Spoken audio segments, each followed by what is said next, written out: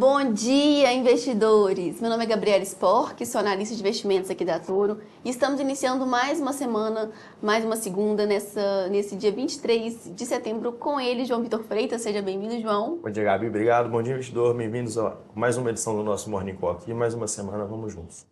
E já iniciando então as notícias internacionais, falando sobre PMIs da zona do euro que saíram hoje pela manhã.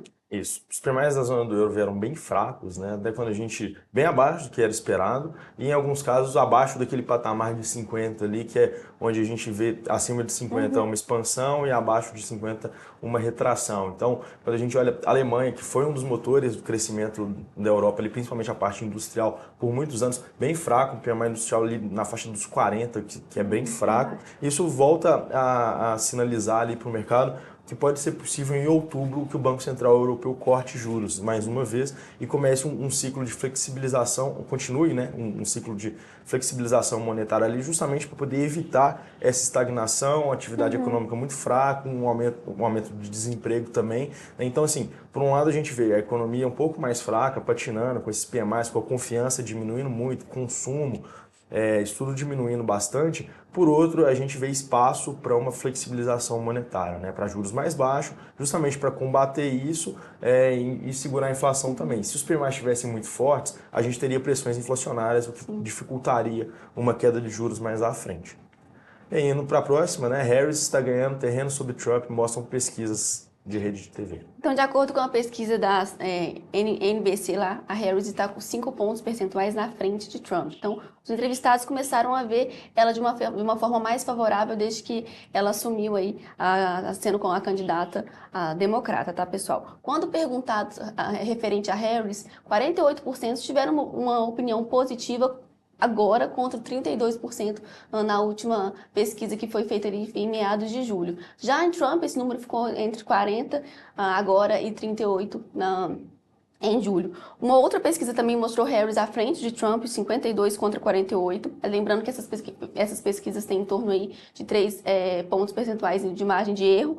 E um outro ponto que é bom lembrar também é que, por mais que essas pesquisas eleitorais mostrem uma opinião aí da população e sejam importantes, lá o processo eleitoral é um pouco diferente, né? As pesquisas, o importante são os resultados dos colegiais eleitorais por estado. Lembrando que tem alguns estados também que são estados chaves, que têm maior importância e maior peso, tá bom? Tem um relatório que vai sair, tá no forno, quase saindo, também explicando toda essa questão do processo eleitoral lá, para quem tiver interesse. Que realmente é mais complicado, né?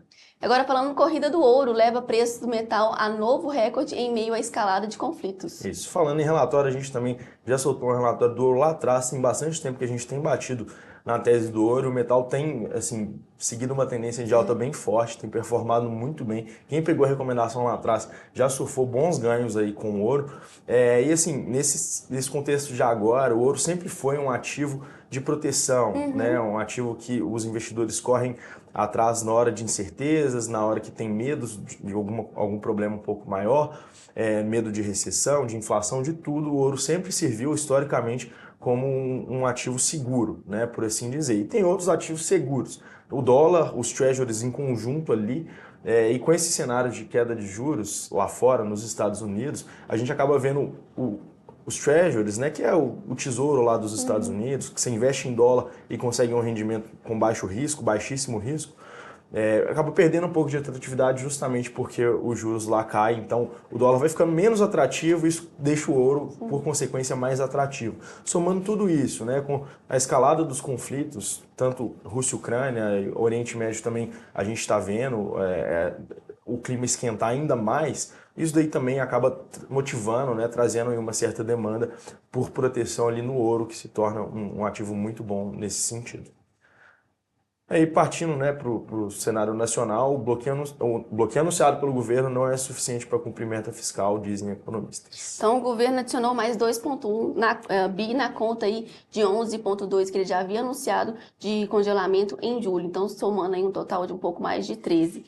Já aqueles 3,8 bilhões que eles haviam contingenciados no último relatório, eles foram liberados. Isso porque o governo soltou um relatório de avaliação de despesas divulgadas, as receitas líquidas subiram em 4,4 bilhões, ou seja, teria um espaço aí para essa reversão. Só que esse número, na verdade, ele vai de encontro com alguns outros números do mercado, porque, de acordo com algumas pesquisas aí de mercado, alguns economistas, para o governo conseguir bater a meta fiscal, ele teria que, na verdade, congelar mais 11,2 bilhões. E a verdade é que esse descompasso que a gente tem visto entre percepção do governo e percepção de mercado, isso tem estressado bastante o mercado, estressado bastante aí as curvas de juros. Na sexta-feira, por exemplo, o DI futuro de 33 subiu mais de 2%, ou seja, a ponta longa subiu bastante, e mostrando que o risco fiscal não é uma coisa que foi resolvida aqui, né? Ainda é um risco bem iminente para a gente. Falando agora de fundos imobiliários, né? Fundos imobiliários crescem e atraem novos investidores. Isso é uma matéria bem legal do Valor, comentando sobre o crescimento da indústria nos últimos anos, né? A gente já vê a indústria de fundos imobiliários passando o número de investidores pessoas físicas, ou seja, tem mais investidor pessoa física em fundos imobiliários do que em ação. O fundo imobiliário com mais pessoas físicas como cotistas, né? Já tem mais investidores pessoas físicas do que o Banco do Brasil, que é o papel ali, né? Que tem mais investidores pessoas físicas também.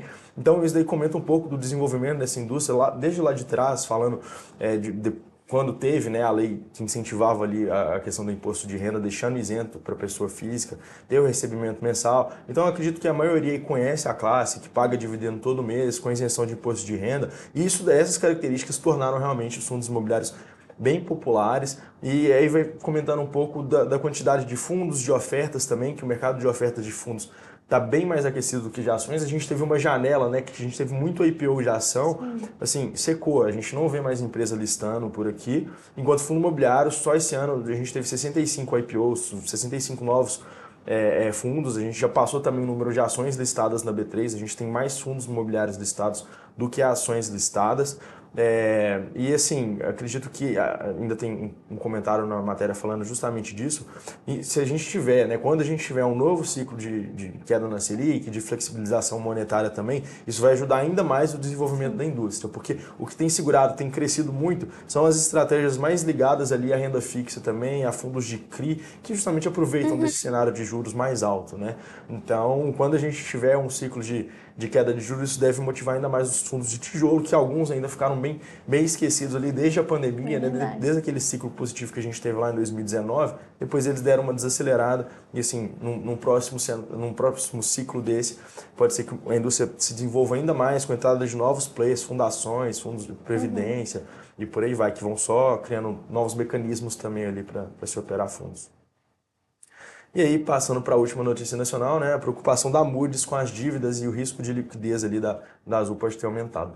Então passou aí de CA1 para CA2, não, essa perspectiva também, houve uma perspectiva de piora para as emissoras, que passou de positiva para negativa, e esse rebaixamento ele reflete os resultados mais fracos da companhia no ano de 2024 e também dessa queima de caixa que ela vem feito aí nos últimos tempos, então aumentou, como a própria notícia diz, o risco de liquidez. Lembrando que no início desse mês a gente também teve a S&P, que é uma outra agência bem renomada de rating, também rebaixando a nota aí da Azul, e o que pode trazer um pouco de alívio, foi até uma notícia que a gente trouxe há algumas semanas, é que a Azul, no início da semana passada, ela está conversando com alguns arrendadores aí de aeronaves para trazer um pouco de alívio financeiro, só que ainda não tem nada decidido. Não à toa a gente tem visto a Azul subindo 10, subindo 14, depois cai 10, então a Azul tem ficado bem volátil, né, nesses últimos tempos, pessoal. Agradeço a todos que ficaram aqui com a gente, muito obrigada, pedindo para vocês deixarem um like. Valeu também, João, pela sua participação. Obrigado, Gabi, obrigado, pessoal, pela audiência de sempre. Toro Investimentos, uma empresa do Grupo Santander.